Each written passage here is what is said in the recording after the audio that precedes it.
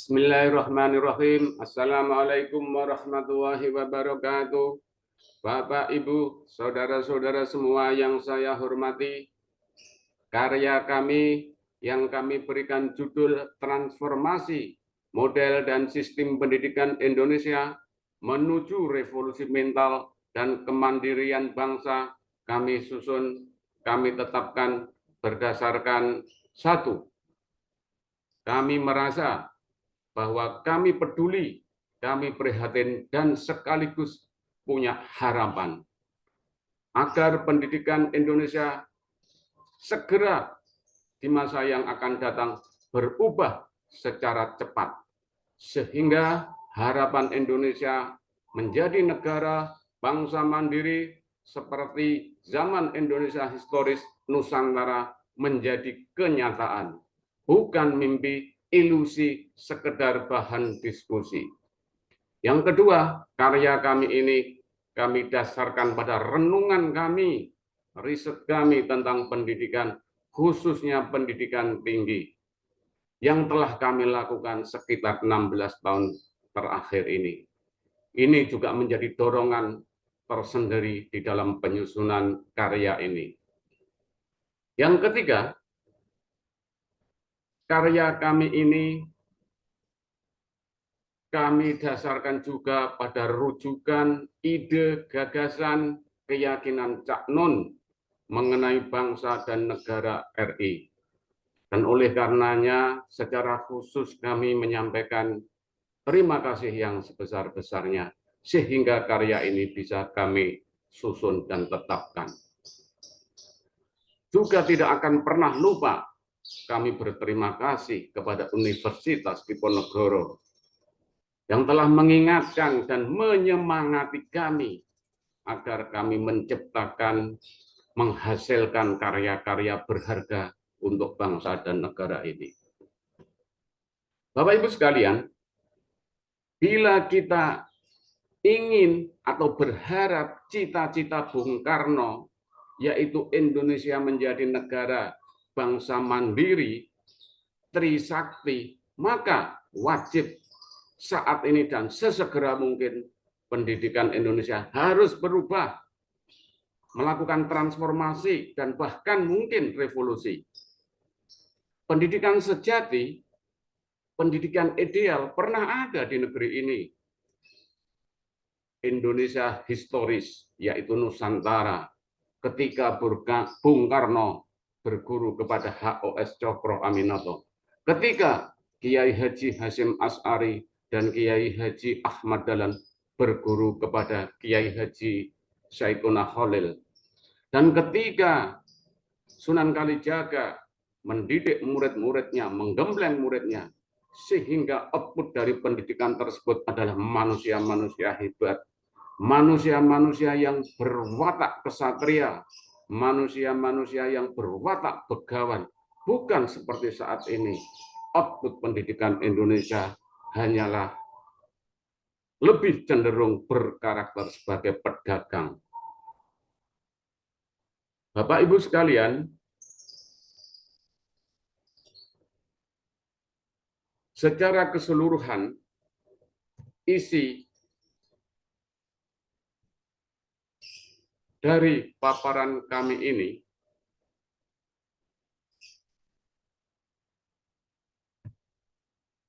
terdiri dari 4 bagian penting, yaitu problematika sistem pendidikan Indonesia, dan oleh karena itu urgens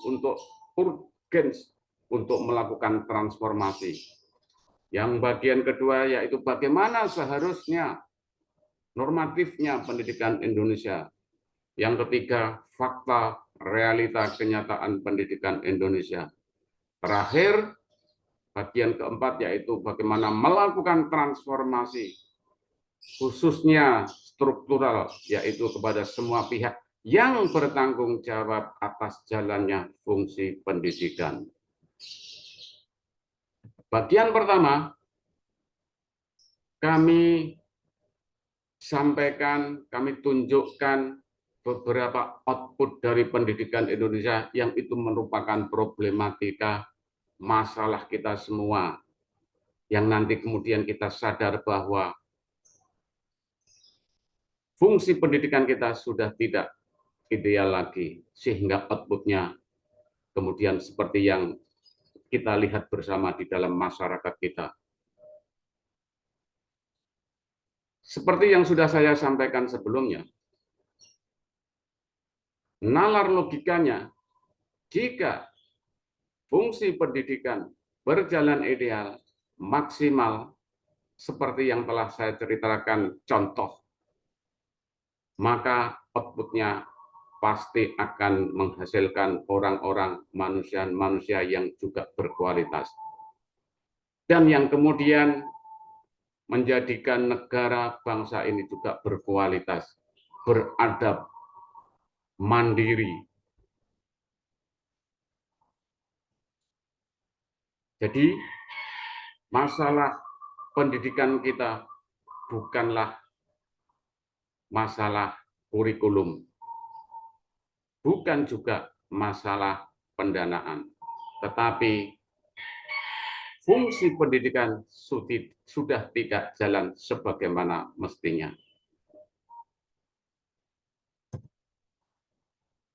Pendidikan di Indonesia ini sudah menjadi bagian komoditas ekonomi, bisnis penting, dan siapapun pelaku bisnis, pejabat, menteri, rektor, dekan, dan lainnya pasti berperilaku efisiensi, yaitu tekan biaya semaksimal mungkin, peroleh pendapatan dengan cara apapun secara maksimal dan optimal, bahkan seringkali berperilaku moral hayat. Output pendidikan Indonesia adalah perilaku masyarakat yang cenderung berperilaku pencapaian hasrat liberalisme, hasrat hedonisme, hasrat materialisme, hasrat kapitalisme, yang semuanya ini adalah bagian dari pendidikan global. Output pendidikan kita bukanlah manusia yang berjiwa, bermental, pedagang yang jujur, bukan, yang berintegritas, bukan, juga bukan manusia berjiwa dan bermental kesatria. Output pendidikan kita juga bukan manusia yang berjiwa dan bermental begawan. Output pendidikan kita lebih cenderung dan hampir sebagian besar bisa dipastikan, yaitu berjiwa dan bermental pedagang, tengkulak, dan bahkan rentenir. Inilah kenyataan yang bisa kita lihat di dalam masyarakat kita. Dan kalau kita merujuk pada apa yang disampaikan atau diyakini oleh Cak Nun yang pernah ditulis dengan judul The Garuda Menjadi The Emprit, maka kami tidak optimis bahwa para generasi sekarang milenial ini merupakan generasi yang menjadi bonus demografi, tetapi lebih cenderung akan menjadi beban demografi. Kenapa demikian?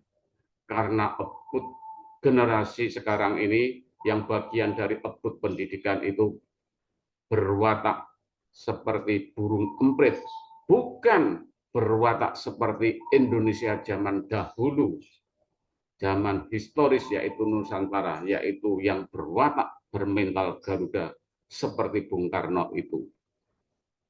Ini harus kami sampaikan fakta-fakta seperti ini, dan ini yang menjadikan dorongan kami untuk membuat karya ini dengan judul Transformasi atau Revolusi Pendidikan Indonesia. Kalau kita merujuk pada World Population Review tahun 2021, pendidikan kita berada di peringkat 54 dari 78 negara dan kalah dibanding dengan Singapura, Malaysia, dan Thailand. Negara terbaik yang dianggap sistem pendidikannya baik adalah Amerika, Inggris, Jerman, Kanada, Perancis, Swiss, Jepang, Australia, Swedia, dan Belanda. Dan masih kami ingin menunjukkan fakta-fakta yang ada di masyarakat, yaitu fenomena gunung es, yang ini merupakan produk output dari pendidikan kita. Bagaimana kejadian kasus Jenderal Sambo? Ini sesuatu yang hampir tidak bisa dihindarkan karena pendidikan kita tidak berfungsi secara ideal, tidak berfungsi secara optimal. Seperti sekali lagi yang kami ingatkan, pendidikan yang ideal adalah pendidikan ketika Bung Karno, ketika Sunan Kalijogo mendidik anak-anak didiknya, ketika Kiai Haji Syaikuna Khalil mendidik murid-muridnya.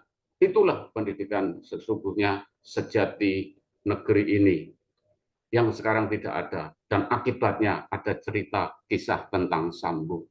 Dan masih ada lagi cerita-cerita sejenis yang itu kami anggap sebagai fenomena gunung es.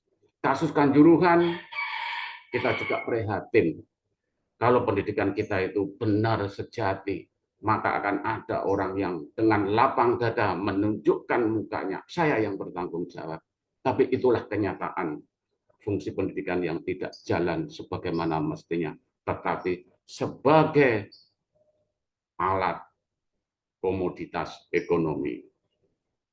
Banyak kegagalan pendidikan yang bisa kita identifikasi, kasus rektor yang sedang dalam proses penyelidikan kriminal korupsi. Kemudian kalau kita lihat di dalam perguruan tinggi, ada yang namanya praktek KPI, Key Performance Indicator, dan itu berjalan juga dalam konteks pendidikan sebagai komoditas ekonomi. Maka muncullah perilaku opportunistic behavior, moral hayat. Dan sekarang sudah mulai terungkap yang namanya bagian dari fenomena gunung es, yaitu tentang kekerasan seksual yang ada di perguruan tinggi. Masih banyak indikasi-indikasi fenomena gunung es yang ada di perguruan tinggi. Bahkan berlaku secara masif, sistemik, terstruktur, dan itu contoh yang konkret adalah ketika dosen, guru berinteraksi dengan mahasiswa muridnya atau seorang ustadz berinteraksi dengan santri-santrinya, hampir bisa kita peroleh datanya, kita pastikan datanya bahwa minimal sudah ada yang namanya korupsi waktu. Dan itu adalah pelanggaran etika moral yang berjalan secara masif. Nah, bagaimana norma pendidikan Indonesia yang sekarang sudah ada? Mari kita lihat di Undang-Undang RI nomor 20 tahun 2003 dan Undang-Undang RI nomor 12 tahun 2012. Kita bisa memperoleh definisi pendidikan, yaitu usaha sadar dan terencana untuk mewujudkan suasana belajar dan proses pembelajaran, bla bla bla dan seterusnya. Maka catatan kami adalah ini harus dipikirkan kembali, dianalisa kembali, dan harus dirumuskan lagi dengan insya Allah lebih baik. Dengan sekali lagi kita pahami sejarah pendidikan kita yang sudah dilakukan oleh negara Indonesia historis Nusantara seperti yang sudah saya sampaikan sebelumnya. Yang paling sederhana, kata-kata usaha adalah kata kerja yang harusnya dilengkapi dengan siapa predikat subjek penanggung jawabnya, dan kami usulkan adalah negara. Dan masih perlu kita revisi berikutnya.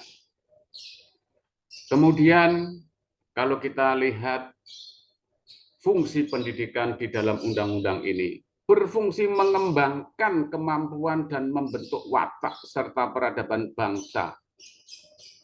Kata-kata mengembangkan kemampuan bagi kami ini adalah kata-kata yang perlu kita pikirkan kembali. Kita teliti kembali apakah sudah tepat makna mengembangkan kemampuan itu. Seakan-akan ada subjek yang kemudian bisa melakukan sesuatu terhadap objek tertentu. Seperti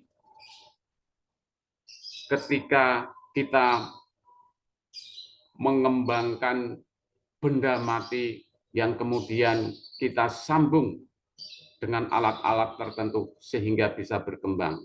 Ini juga perlu kita pikirkan. Dalam Undang-Undang RI nomor 12 tahun 2012, definisi atau pemahaman kita tentang fungsi pendidikan ada beberapa bagian A, B, C yang bisa kita lihat di dalam undang-undang tersebut. Ini dipisahkan dengan rumusan tentang tujuan pendidikan. Di dalam undang-undang tersebut, tujuan pendidikan ada A, B, C, yang kemudian kita bisa lihat bahwa sudah dipisahkan antara definisi pendidikan dan fungsi pendidikan. Namun, kami berpendapat itu juga perlu kita analisis kembali, kita review kembali, dan kita mungkin bisa merumuskan yang lebih baik yang didasarkan pada sekali lagi bagaimana pendidikan kita zaman dahulu sudah demikian idealnya. Pendidikan sejati yang menghasilkan orang-orang dengan watak sejati. Kalau kita lihat di dalam Undang-Undang nomor 12 ini, seperti sudah saya sampaikan, kata-kata mengembangkan itu seakan-akan merendahkan posisi manusia sebagai manusia. Seakan-akan manusia itu objek yang bisa diatur-atur oleh manusia lainnya. Dan itu menurut kami tidak sesuai dengan manusia sebagai hasil ciptaan Tuhan yang mempunyai posisi sama, yang kemudian apabila dilihat dari derajatnya, yaitu ketakwaannya. Tujuan pendidikan di dalam Undang-Undang nomor 12 ini juga tampak tidak jelas. Oleh karena itu kami menyarankan untuk dilakukan analisis dan bahkan mungkin kemudian revisi. Nah, kami telah mereview, menganalisis beberapa rumusan tentang pendidikan, fungsi dan tujuannya, dan oleh karena itu kami memberikan masukan saran. Apa fungsi pendidikan Indonesia yang ideal, yang sejati, yang kita perhitungkan, bagaimana kita bayangkan Kiai Haji Syaikona Khalil mendidik murid-muridnya, bagaimana interaksi HOS Cokro Aminoto dengan Bung Karno dan murid-murid lainnya, dan kemudian kita pelajari juga, kita cari informasinya bagaimana Sunan Kalijogo mendidik murid-muridnya. Maka kami kemudian memberikan saran tentang perumusan fungsi pendidikan. Fungsi pendidikan adalah sebagai tempat, lingkungan, dan keadaan berinteraksi antar peserta pendidikan. Fokus interaksinya ada pada akal, pikiran, dan seluruh potensi diri manusia yang telah diciptakan dan dianugerahkan Tuhan kepada manusia. Dilakukan secara beradab berdasarkan pada nilai etika Pancasila dan agama. Dengan harapan output interaksi ini berupa peserta pendidikan yang berpengetahuan secara dinamis progresif dan berteknologi secara dinamis progresif.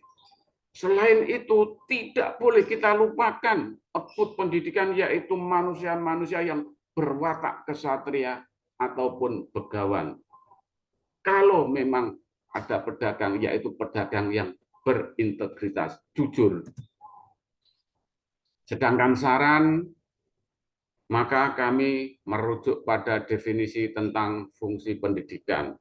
Kalau fungsi pendidikan ini sudah kita rumuskan dengan baik, dengan sejati seperti tadi, maka tujuannya juga kita arahkan, kita sesuaikan, kita konsistensikan, kita selaraskan dengan fungsi.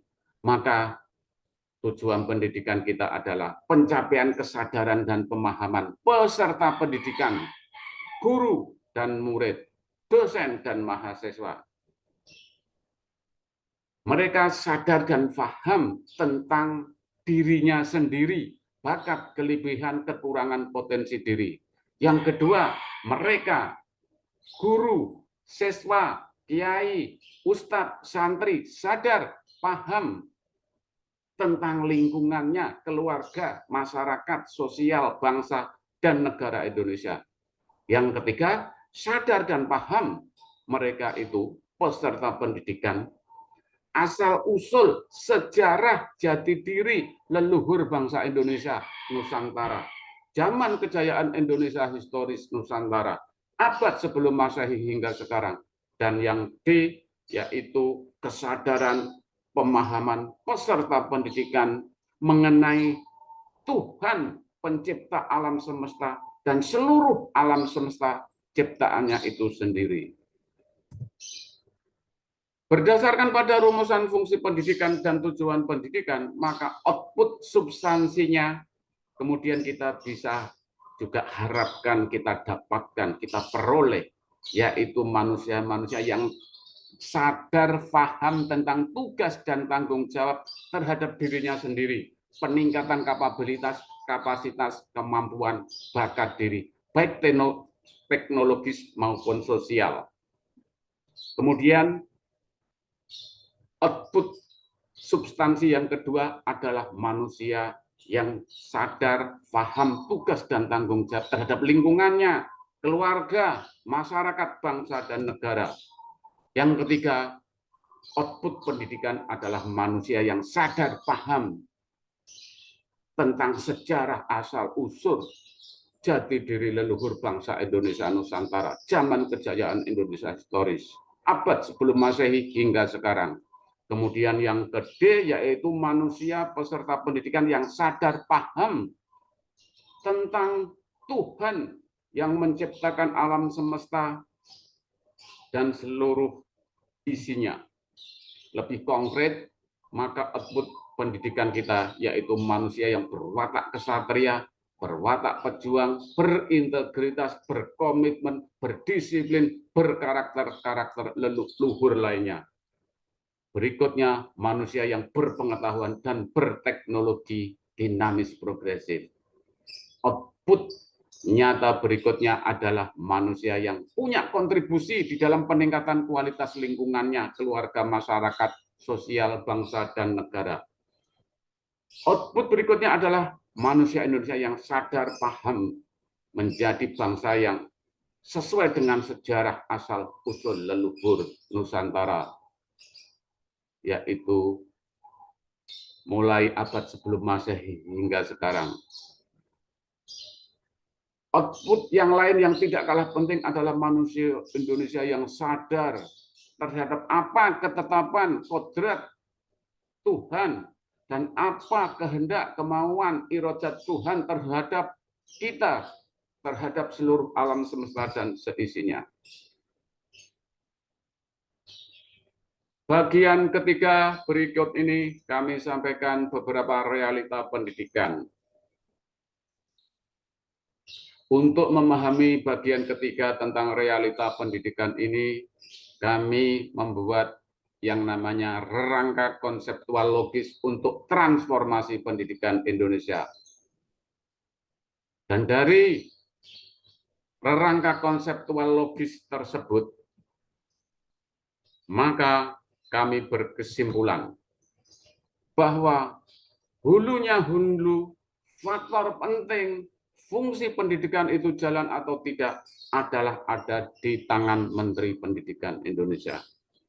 Menteri Pendidikan Indonesia mempunyai power otoritas cukup dalam bentuk kebijakan publik.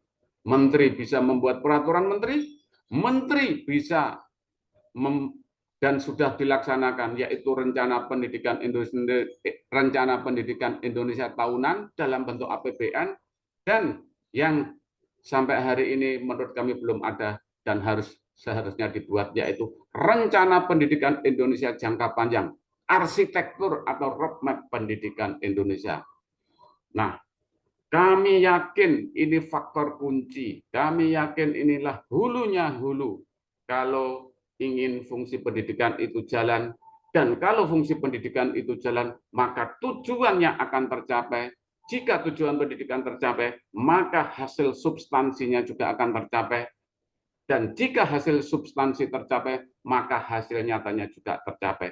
Dan ini bisa baru kemudian kita berharap bangsa Indonesia di masa yang akan datang adalah bangsa yang mandiri, bangsa yang pernah jaya pada zaman-zaman dahulu.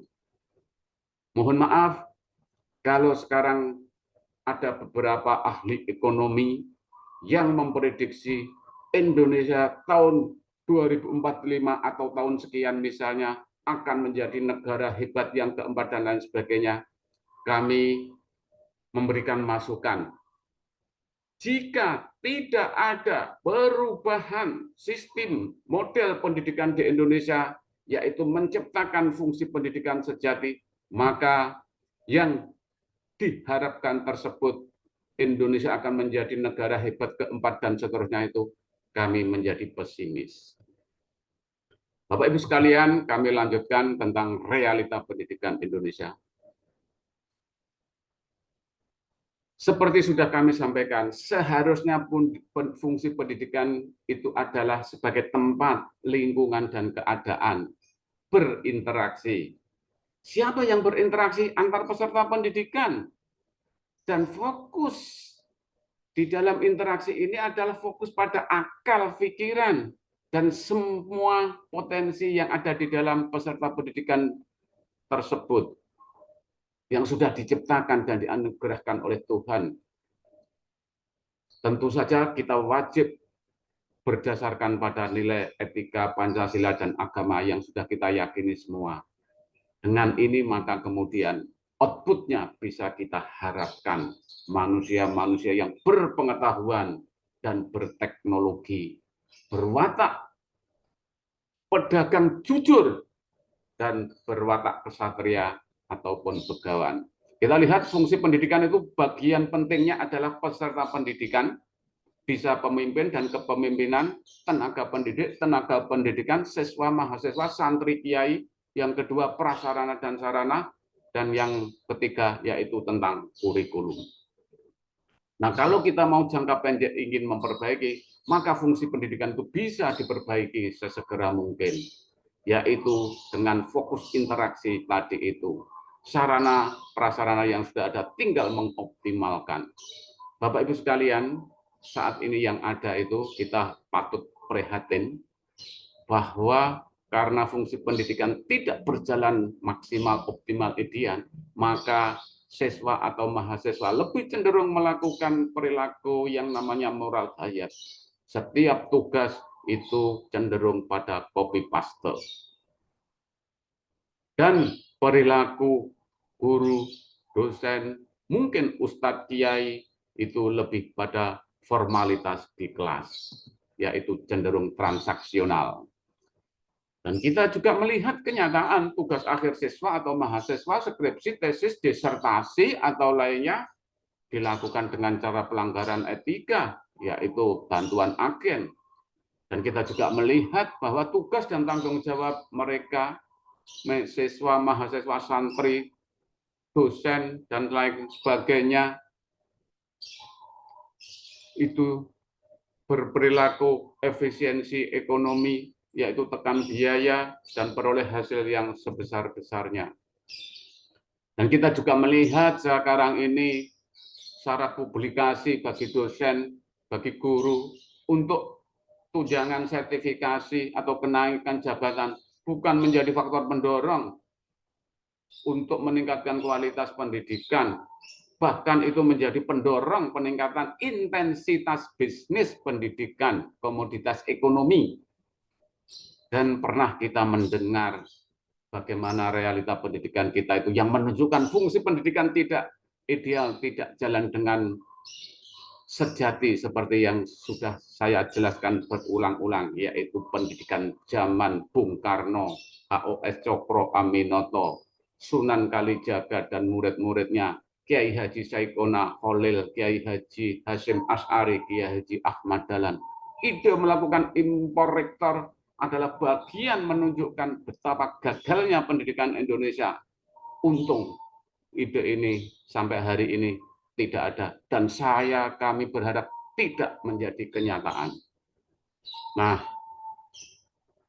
kalau kita ingin segera memperbaiki, sekarang fasilitas yang sudah ada, sarana prasarana, kurikulum yang ada, mari kita optimalkan, yaitu menjalankan fungsi pendidikan ideal itu tadi. Syarat fungsi pendidikan Indonesia ideal yaitu harus dilakukan transformasi pendidikan. Bagaimana melakukan transformasi pendidikan?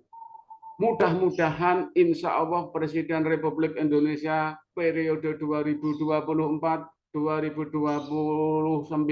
memilih, menetapkan menteri yang mempunyai syarat-syarat berikut. Apa syarat menjadi menteri? Yaitu manusia Indonesia bercirikan orang bermental dan berjiwa begawan, atau minimal bermental dan berjiwa kesatria, bukan manusia yang bermental dan berjiwa pedagang. Kalau ini tidak dilakukan, maka fungsi pendidikan tetap akan menjadi bagian dari proyek, bagian dari komoditas dagang, dan seterusnya. Syarat lainnya yaitu menteri seharusnya orang yang sadar dan paham secara dinamis, progresif, hakikat, substansi diri sendiri manusia, dan kemudian tahu, paham, sadar hakikat asal-usul penciptaan manusia. Yang kalau dia sudah paham tentang manusia dan tentang dirinya sendiri, kemudian paham tentang asal-usul bangsa ini, bangsa Indonesia historis, Indonesia yang berwatak dan bercirikan seperti Garuda. Dua syarat ini mutlak dibutuhkan jika ingin ada realita transformasi revolusi pendidikan. Tapi kalau syarat mengenai menteri ini tidak terpenuhi, maka kami termasuk orang yang pesimis bahwa pendidikan itu akan menjadi faktor pendorong menjadikan Indonesia bangsa yang mandiri, bangsa yang jaya seperti zaman terdahulu. Seperti sudah kami sampaikan, kita bisa melakukan transformasi dalam waktu pendek, yaitu apa yang sudah ada, kita fungsikan fungsi pendidikan seperti yang kami idealkan. Kemudian segera ada rencana pendidikan, roadmap, arsitektur jangka panjang, dan tidak kalah penting, maka anggaran tahunan, rencana pendidikan Indonesia tahunan yang sudah ada itu juga harus difokuskan pada fungsi pendidikan yang kami sarankan, yang kami yakini ideal sejati. Kemudian dalam waktu yang juga pendek, maka menteri yang mempunyai power dan otoritas bisa memilah, memilih, dan menentukan pimpinan institusi pendidikan yang orang ini diperkirakan juga bisa melakukan perubahan fungsi pendidikan yang ideal yang kami sarankan tadi.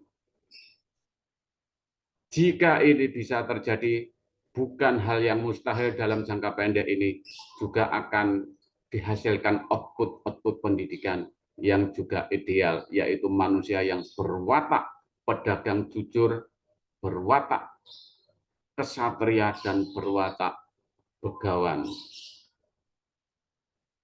Terakhir, akan kami sampaikan juga yaitu tentang cara metode pembelajaran pendidikan yang sudah kita lupakan dan itu pernah ada di negeri ini, yaitu metode Sorogan. Metode Sorogan itu sangat ideal.